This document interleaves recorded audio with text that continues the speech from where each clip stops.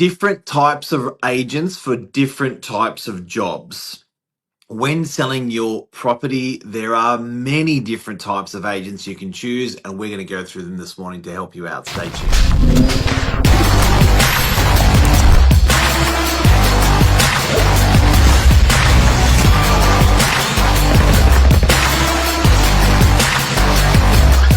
I'm the ringleader, so listen up. Good morning, everyone. Welcome to Morning Minutes. Myself, Michael Burgio, Mark Novak, episode 1483. Different types of real estate agents for different roles. Just coming off the back of last week's Morning Minutes when we were talking about agents getting thrown in the all together, just like teachers. All teachers are the same. No, you've got maths teachers, history teachers, and just like real estate agents, you have your domestic agents specializing in residential houses, residential units. You've got your commercial agents. Well, commercial's got like 10 different categories, but let's just say commercial, shops, warehouses, developments, off the plan real estate agents, property managements. There are so many to go from. Mark, what's the first step for a client out there to do when deciding what agent to go with? First of all, they're probably going to decide what type of property they've got. Yeah, I think, look, the easiest one, the lowest hanging fruit is just a residential real estate agent to sell a little house, a little unit. That's a pretty clear choice because there's a lot more of them. But as you get into categories where there's less of that type of property, you often get into categories where the different types of real estate agents, i.e. storage. If you're going to rent out or sell your storage, it's not going to be the typical agent you're going to use. Otherwise, your property is left unsold or unrented if you choose the wrong real estate agent, and you're there left thinking it's your property, but it's your agent. So I think if we start off with the residential agent, residential 101, who's doing core business in your area, that's probably, sales, that's probably the obvious choice, and they're the guys that market themselves broader and than most. So that's an easy choice to make. What other agents? What? So that's Well, agent two. One. What's agent two? and just to go on the back of what you said there, on the Northern Beaches, our local area, there's probably 2,000 residential agents, and there's probably 5 commercial agents, and there's some even less in the other categories. So it can show you just how much bigger some sections are, especially Northern Yep. Beaches. Sold properties, I think it's probably 200 commercial properties sell a year, but nearly 1,000 residential properties, or a couple thousand, sell a year. Now, another category would be your commercial agent. Let's say you've got your house and your office is in your house, but now you want to either move your office out of the house into a proper office. Where would you go for that category? Or same as you may have had a retail business in your garage making dolls or pillows. Business has been doing well, and now you want to set up a retail shop. So you either need to buy, or down the track you sell that shop. That's another big category. Or your tradies. So often we hear they've been using their backyard for storing vehicles, excess material, but now they need to expand into a warehouse or a storage unit. What type of agents handle that? There's different ones. So let's if we could just blow out while it's top of mind, agent number one. So first of all, that agent is selling like houses and units in your local area, but they're a residential agent. So let's talk about residential agents. You'll also get a different animal, which is a property manager, which is a real estate agent. That property manager will continue the leasing, the carrying the tenant and the landlord through their investment journey over the years. They're a much more long-term agent. They're not in and out on a sale. They're around all the time. They're part of the furniture. They're your confidant. They manage your tenant. They manage your money, and they deposit in the mid and end of month every month and do repairs, maintenance, and arrears control. Then there's your leasing agent, which you probably don't know.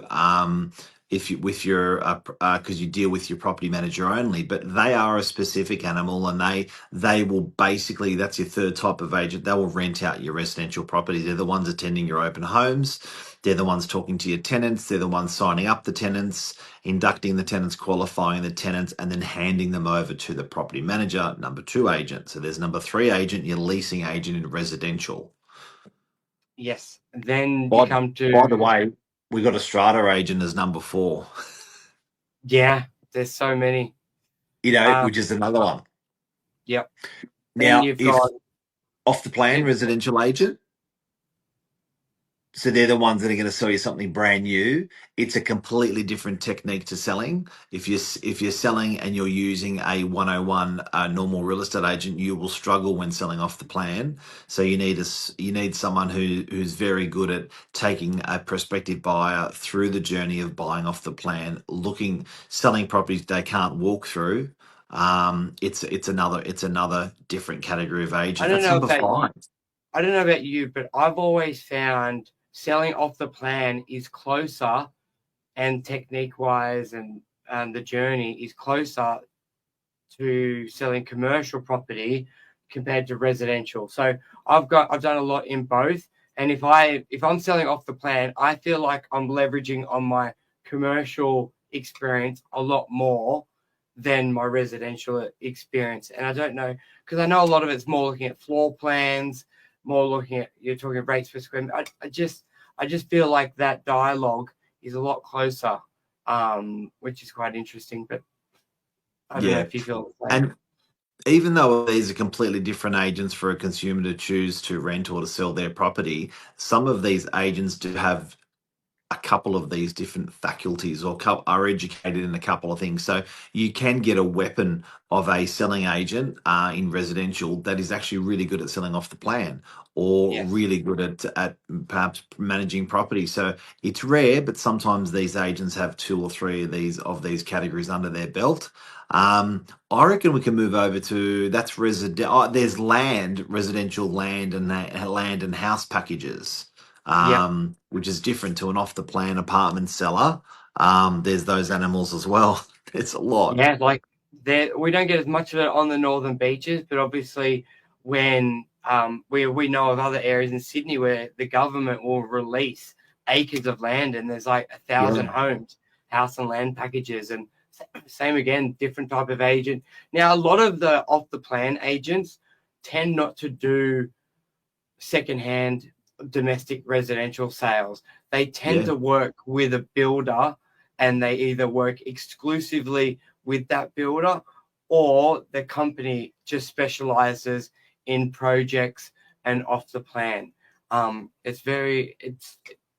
what we tend to find. Big time. Let's go to commercial industrial. Yes, then you've got your commercial industrial sale side of things, which under that umbrella can be storage units, can be your 100 to 500 square meter warehouses, but also Yep. can be your big warehouses of 10,000 square meters. Now, in the city, a lot of agents will either be a commercial sales agent or a commercial leasing agent, and they can be they're some of the biggest agents in Australia that nobody's ever heard of. I would suggest the biggest earners in the country as real estate agents are not known to anyone, to most consumers. Yeah. They are people that are renting out things like the AMP Tower, and you'd never know their name, you'd never know who they are, but they're doing the big end of town, the big deals. They're dealing with corporates, equities, REITs, real estate trusts. They're at the big end of town, and their deals are massive. So the most wealthy of the real estate agents, and the most probably not known at all mystery agents, are the commercial leasing agents Yeah. You can just imagine like a Woolworth deal paying 5 million a year in rent. Like across the that's the country. equivalent of selling a 20-30 million dollar property in a leasing Yeah, deal. yeah, It's and they're doing massive. it every week. And they're doing it every week. And Yeah, they're scaling it. They can cookie cutter it as well, so they can put tenants in nationally into different regions of Australia, and it's just like times 10, times 20, times 100. So they're the big dogs. and you tend to don't have a million juniors, 18-year-olds wanting to take your place. Like you look at the No. big agents in residential on the Northern Beaches in Sydney, you've always got the aspirational younger guys wanting to come up and take their place because they're public, they're in the vision. But these Yeah. commercial leasing guys, no one even knows there's a role there. I reckon you could go to so many domestic residential agents and they don't even know that that's a thing, or would even know 100%. who to call or what to do. So it's yeah, 100%. the secret agents. So also when with commercial agents, there's your national and there's your local or your domestic. So often we're local and we're commercial, and we often when we're pitching for business, they'll bring in the companies like JLL, Colliers, those agents, and we'll be competing for the business against those guys. The said advantage is that they are dealing with a database of a national pool of buyers or a national pool of tenants, which is a bigger pool than our local pool. But fortunately, due to technology these days, it's pretty hard for the national buyers to miss even Novak properties when we're selling something fantastic. So that's sort of been watered down a little bit. But that's a decision for a seller Yeah. selling a commercial property, whether they're using a national or a local brand, an agent. But that's another category. And also on the back of that, and you can, even if you're, let's say it's to lease a property, every landlord would love that national brand to go in there, but maybe only 1 out of 10 properties gets taken up by a national brand. It's typically a local business, and that local agent who may know of them can tend to negotiate a better deal for you. So that's what we try and say our advantage to owners as well. And proofs in the pudding, there's been developments where we've been the local agent and they've been the national agent, and we've both had the job to sell 10, 20 offices, shops, and we just mow them down. 95% we do the deals. The other 5% was ours anyway, but it went to the national agent because we Yeah, don't and know you how that remember it happened. was shop three. I introduced them. They anyway. So out of 20 shops, we effectively sold all 20 against the city. But So there's more agents. and development. What about where would you go if you have a development site to sell? So again, you've got that decision between the local or the national. Depending on where you are in Sydney, I think that matters even more. We are an insular peninsula. I think we're a bit like the south of Sydney, Cronulla and that sort of area. It's very insulated. Northern Beach is very insulated. People like Meriton would confirm they were shocked when they came into Warriewood how insulated the beaches was. But that's another decision. That's another agent that you're going to be choosing. And I think as much as this may sound like redundant or simple, I like the amount of times we see a commercial property being sold with a residential agent, or even just yesterday, I was at two commercial buildings and they're considering getting a residential agent in to do it. A lot of clients don't understand the significance of how different those sectors are. The And a language is lot of the completely time, different. yeah, it's a It's math teacher doing completely science. different. Yeah, Oh, a math teacher doing history, sorry. yeah. It's It's so just different. it's completely different. I think we've covered most categories. We've spoken about residential agents, commercial agents, strata agents, national and domestic or local real estate agents. Um, we there's also that project side because even within that commercial, there's industrial, particularly out greater west of Sydney. Different animal. They won't sell a house. Um, then there's um, then there's your retail shop strip.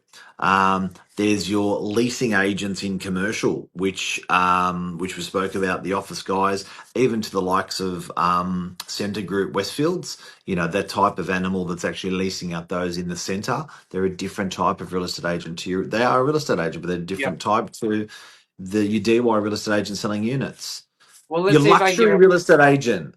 well, let me see if I can just give the quick life cycle of how you can use. I'm thinking of like a Roger. So you get your commercial agent in to sell the freestanding building, which Yeah. then goes to a developer who then gets the DA for the apartments. So then you get off the plan agent in to sell those units. Now it's built, so you get your residential leasing agent to lease them. A few years has passed, and now you You get get a your property domestic manager to manage them, which is another manager agent.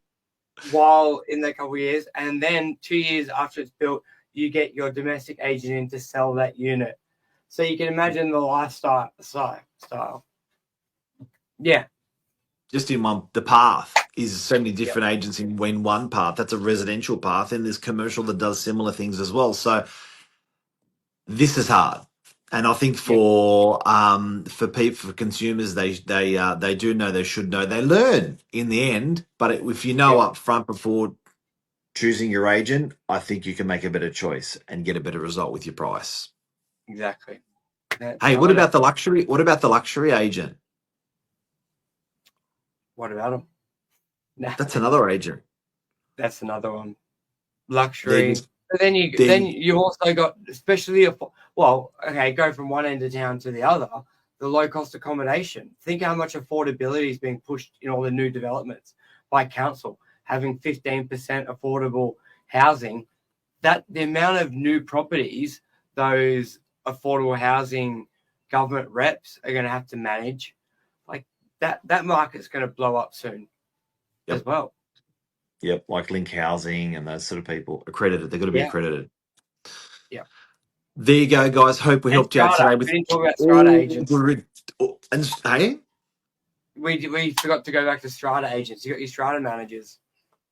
Yeah, strata agents managing all the units in a unit block or an office block or an estate, community title and stuff like that. There's you know what, we've mentioned about 15 different types of real estate agents today, And within all of that, and there's more. Within all of that, But I know you want more. More, you want more. There's great agents, and then there's bad agents. We're not all the same. That was a Just cheap saying hit, that this. one. Yeah. All right, Guys, have a great day. Michael Burgio, thank you very much. Thank you very much. See you, everyone.